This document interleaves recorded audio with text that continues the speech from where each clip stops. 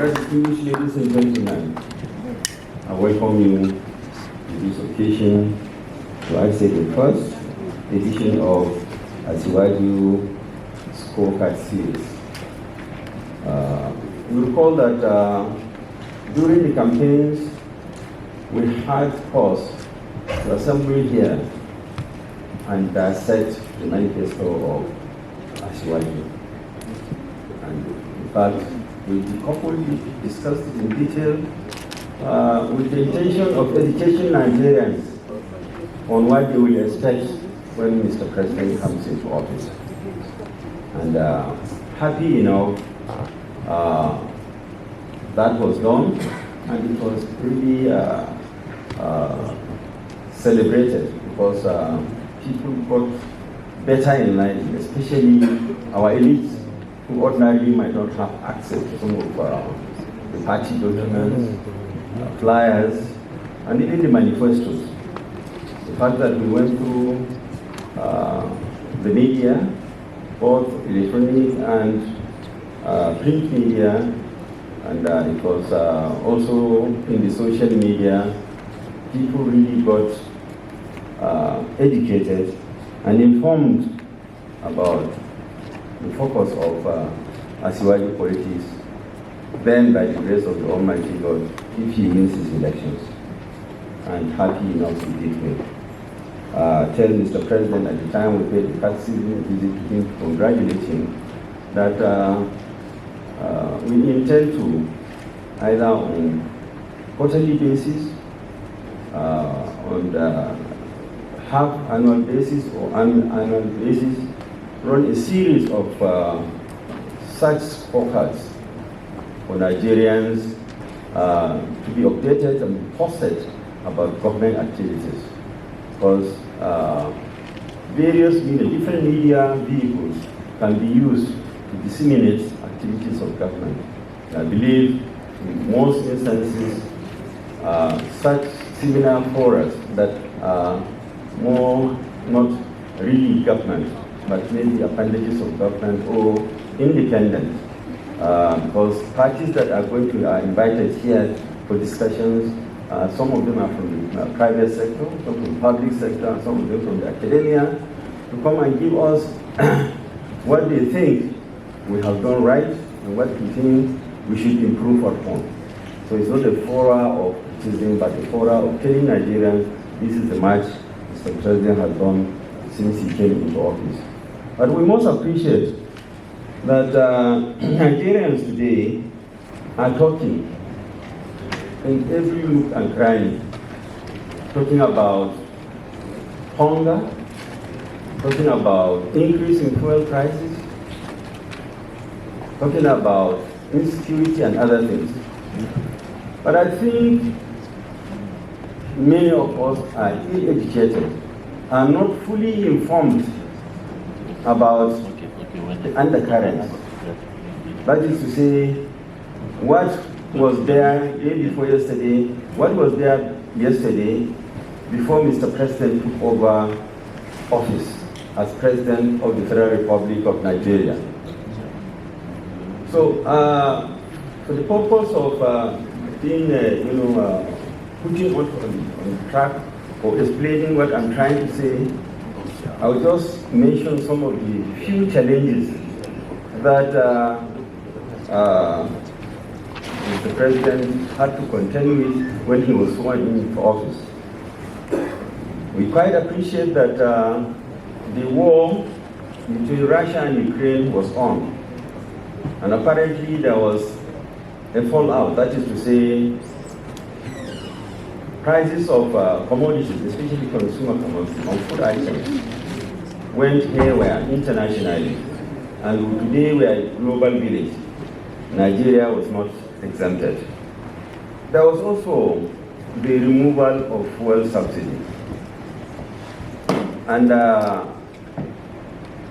in every fora I find myself, I always tell people that I'm about the most competent to talk on the issue of subsidy, because I chaired the Special Committee on Economic Subcommittee on Economic Bail-Down in 2008, 2009.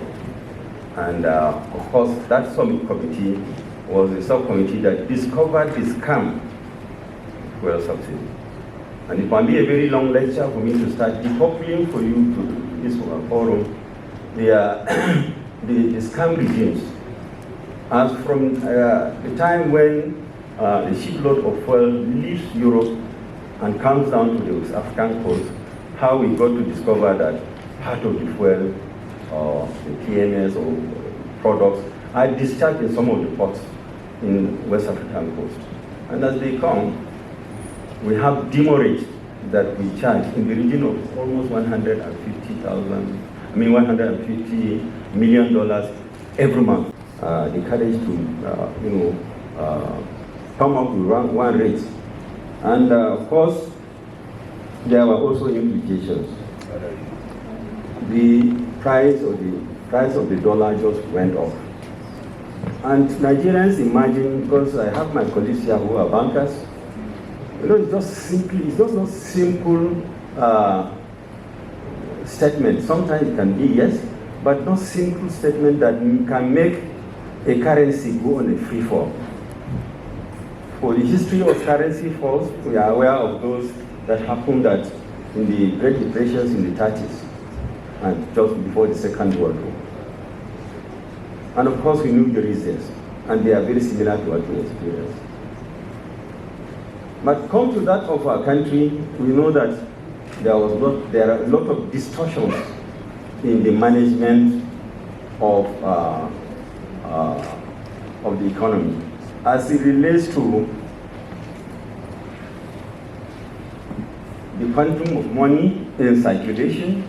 There was a lot of printing. We got to know printing of money, which didn't make sense to professionals like us. And of course, even the debt sustainability ratio of the nation, in fact, it did appear as there was connivance between the IMF, who were busy moving around our central bank, and then the Ministry of Finance to watch our debt sustainability ratio to go beyond the normal 40% threshold.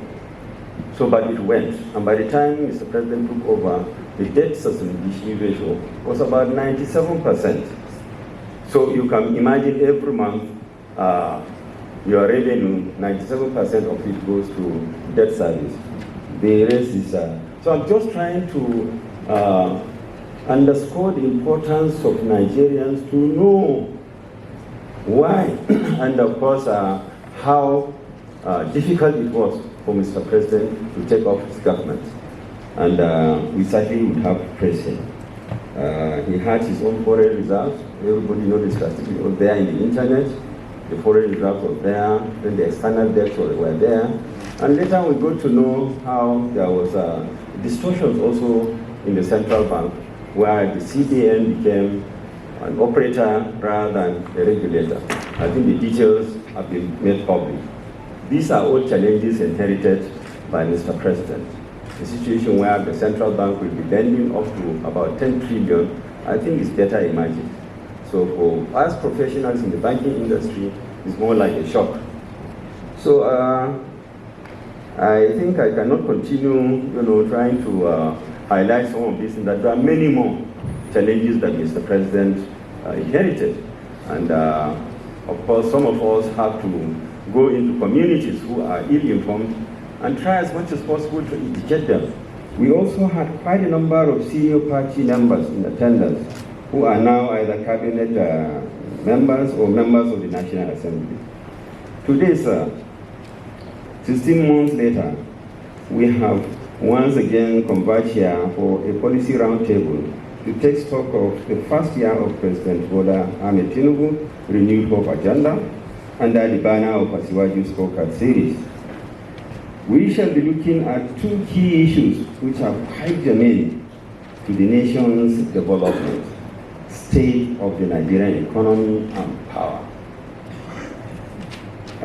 To set the tone for the roundtable, let us give a response to some of what is in the public